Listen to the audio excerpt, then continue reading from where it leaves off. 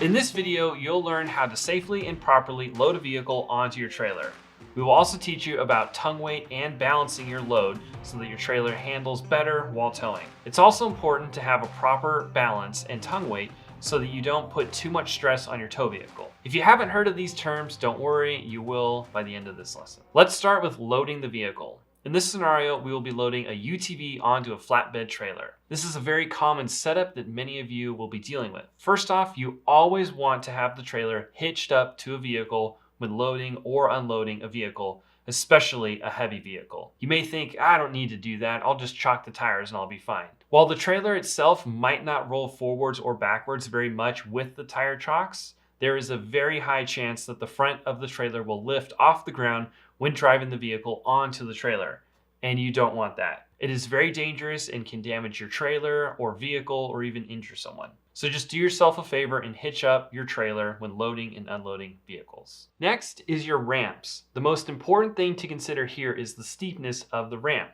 Now, you won't really hurt the trailer or the ramps if your ramps are steep, but you may risk scraping your car. This is a bigger concern for sedans and sports cars that have low ground clearance. There are a few ways to correct this. First, you could raise the tongue jack so that the ramps aren't as steep. And if that isn't enough, you can put the rear wheels of your tow vehicle in a low spot, like the gutter. This will also level out the trailer ramps. Lastly, if the jack and gutter aren't options for you, you can simply put blocks under the ramps to make it more level.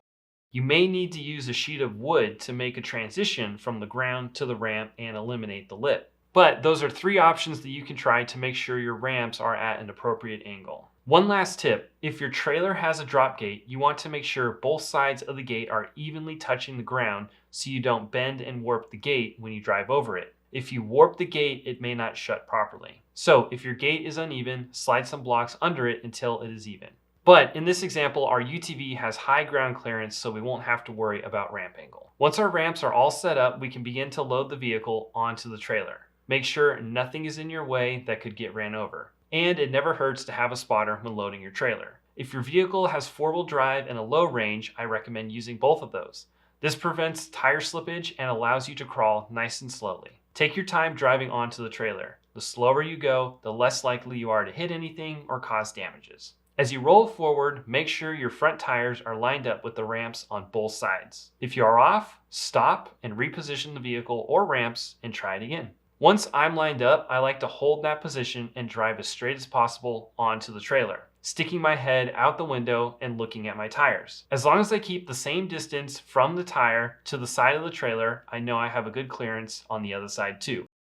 Now, as far as positioning goes, I would recommend loading your vehicle dead center in the trailer from left to right. The reason for this is because it minimizes the risk of hitting the sides. With an expensive sports car, you wouldn't want to scratch the fenders or wheels or anything like that. The only reason I would say to not load the car dead center is if you're trying to avoid hitting something such as a cabinet or a fold-up couch in a toy box trailer. Another reason to not load your vehicle dead center is if you need some extra room to open the door and exit the vehicle once it's been loaded. Be careful not to hit the sides when doing this. But for most situations, I'd recommend loading your vehicle dead center in the trailer. Now, when talking about how far forward to place the vehicle, you typically want most of the weight over the axles with a little bit of weight in front of the axles. When you have weight in front of the axles, this is called tongue weight because weight is on the tongue of the trailer and actually transferred to your tow vehicle. Tongue weight is a very Goldilocks situation. Too much or too little, and the trailer will handle poorly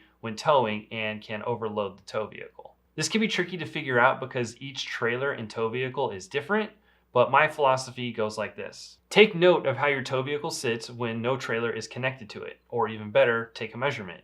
When you measure, doesn't really matter where, as long as you measure from the same spot each time. I like to measure from the bottom of the hitch to the ground. Now, remember that measurement. After you have hitched up and loaded your trailer, go measure again.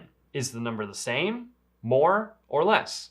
If the number is more, there is not enough tongue weight. Most of your weight is behind the axles and actually lifting the front of the tongue up. You don't want that. If the number is the same, that's not terrible, but it's better to have a little bit more tongue weight. And if the tow vehicle is sagging like crazy and looking like it wants to die, then it probably is and you have too much tongue weight. This means your vehicle is too far in front of the axles and has too much tongue weight. This setup will also tow poorly and put too much stress on your tow vehicle. so roll the vehicle backwards. I would say roll the vehicle forwards or backwards until the truck looks pretty level with maybe a little bit of sag on it. If you measured, I'd say 2 to 4 inches less than the measurement with no trailer. Now, keep in mind this is a general theory based on an evenly balanced trailer. There are so many factors that come into play: the trailer, the tow vehicle, the cargo vehicle. It's impossible to give you an exact formula. Some trailers are not built balanced because of what they are designed to carry, such as a dune buggy, where all the weight is in the rear of the vehicle.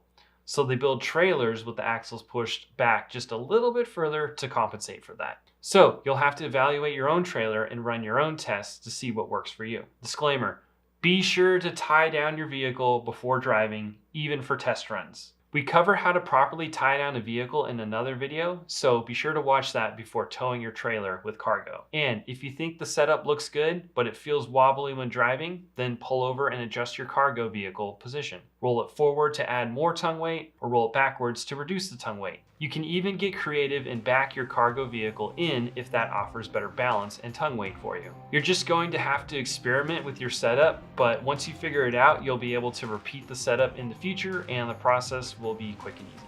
And that's pretty much it. I hope you guys found that video helpful. If you have any questions, please let me know in the comments below.